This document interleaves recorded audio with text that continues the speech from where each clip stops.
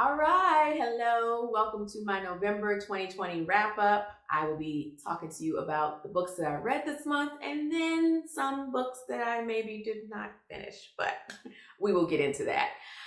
Before I start, please subscribe, hit that thumbs up, give me some love, leave a comment. I'm trying to grow my channel, trying to encourage more people to read and relax. So, yeah, all of that helps me out.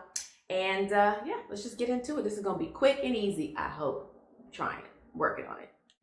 So, after my October reads, I focused all on horror and spooky reading for Halloween time. So, I was like, okay, I'm going to jump into a thriller first. I had two on my list, and I was looking at them, and I was like, I don't know. I'll just start with this one. And that would be Stillhouse Lake by Rachel Caine. I did a review of it, so I will link it here if you haven't seen it already. So I'm not going to go too far into it. I'm not going to read the synopsis or anything. I'll just give you a quick summary. It's basically about this woman named Gina Royal who's married to this man, Melvin Royal. She's a housewife. They have two kids, and she finds out he's a serial killer. And then she goes on the run with her kids to try to keep them safe from all these internet folks who mean them harm. And she doesn't know who's serious and who's not. So that's basically what this book is about. It's like all that she goes through to keep her family safe. And I gave this book 5 out of 5 stars. I loved it from page 1 to page 300, whatever, to the end. I found out this is a series. I can't wait to read the second book. I was like, finally, a 5-star read.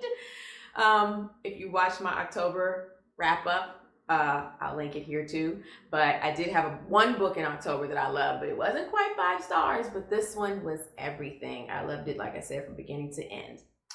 So then after that, I was trying to switch it up from thriller to horror. So then I had 2 horror books on my list, and I was like, once again, which one? I was really excited about this book, so I was like, we're gonna get into Baby Teeth.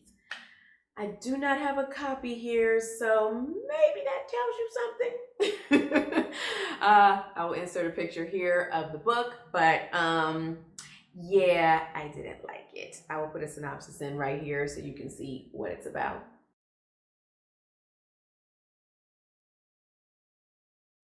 So as you see, the book is about this little girl who doesn't speak, and her mother is convinced that her daughter is trying to torment her, and then the dad is in the middle of the two.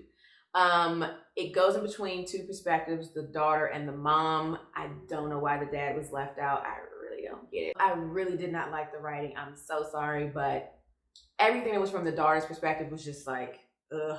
It was just so annoying to me. She was like, daddy this and mommy that, and daddy doesn't this. And then her vocabulary was just really high for a 9-year-old. I'm a mom. I would know. I've been around plenty of 9-year-olds, however old she's supposed to be, 8, 9. I don't remember. But either way, it was just like, it sounded like it was coming from an adult, trying to make it sound like it was a kid. And like I said, I just did not like the writing. I stopped and went and looked on Goodreads and saw the people who were rating it like 2 and 1 star. And I was like, yeah, I'm done with this. A lot of people didn't finish it. So there are people who love it too, though, so you can check it out for yourself if you want to. But I gave it 1 star, didn't finish it. Moving on. I did a review of this next book. You can check it out here. Basically, when I was when I was like 2 chapters into Baby Teeth, my daughter was reading this next book, and she wasn't really feeling it, but she was telling me about it, and I was like, doesn't sound that bad to me. I'll read it because it was also on my list. I just had it for like later on. And that book would be The Sundown Motel by Simone St. James. I also did a review on this one, linked here. Yeah, this one was okay. I have notes here, so I'm looking down. I gave this one 2 out of 5 stars. That sounds low, but on Goodreads, it means it's okay. It was neither here nor there.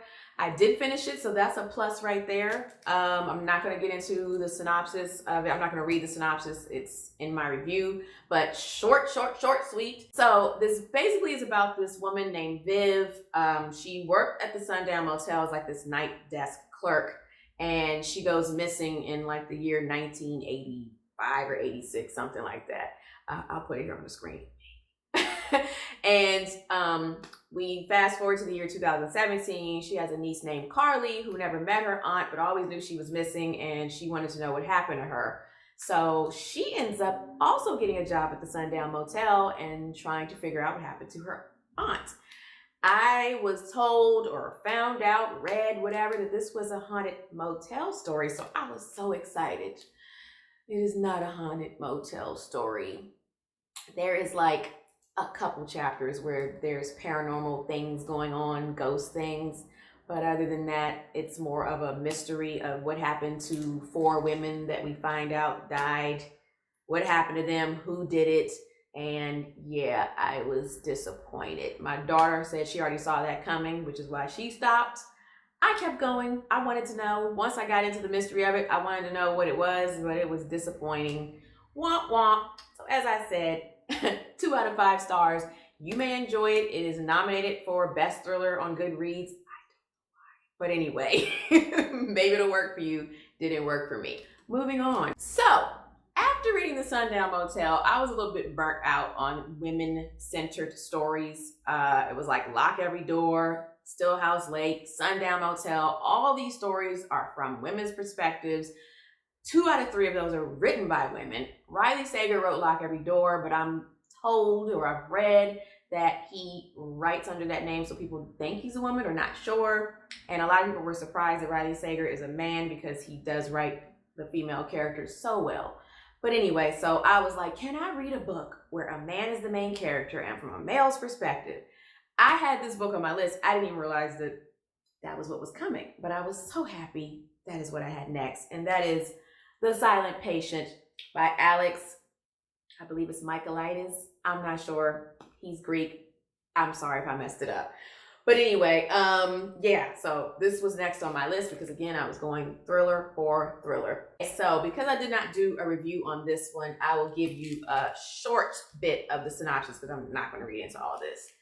Alice Berenson's life is seemingly perfect. A famous painter married to an in-demand fashion photographer. She lives in a grand house overlooking a park in one of London's most desirable areas. One evening, her husband Gabriel returns home late from work, and Alicia shoots him 5 times in the face and then never speaks another word. And then we jump to criminal psychotherapist Theo Faber is captivated by Alicia's story and jumps at the opportunity to work with her. So that's just a little snippet of what this is about.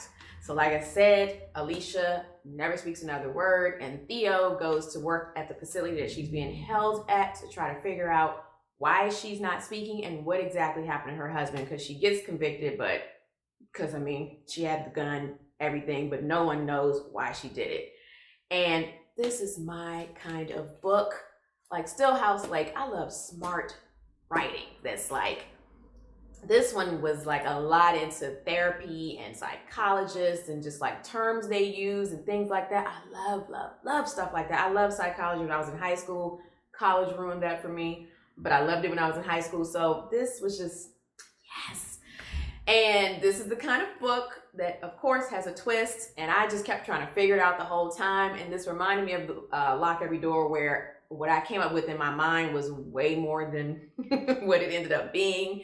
So I wasn't disappointed. I was shocked by the twist and the ending. I really liked this book. My only complaint was that there were some characters that were in this that I just felt like weren't necessary, and they were only there to throw us off. There were like 3 that I could think of. So for me, if I can take something out, or I feel like it was too long, then that knocks it off of being perfect.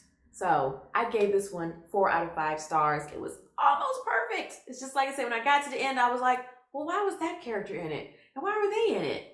And then I started thinking about it. I was like, they could have been taken out. But like I said, the twist was everything. I did not see it coming, and I was trying to figure it out from the very beginning. So this is one, it will be one of my favorites though. And I would recommend this. Good thriller, check it out. Okay, so technically that wraps up my November reads. I'm so disappointed because I had 4 books for this month. I read about a book a week because I am working full time, and you know, I'm trying to get better with, I think I may have to plan out like how many pages I read per day so I can get better with this. Also, I know some people suggest audiobooks. I'm trying to really just stick with physical copies, but we'll see.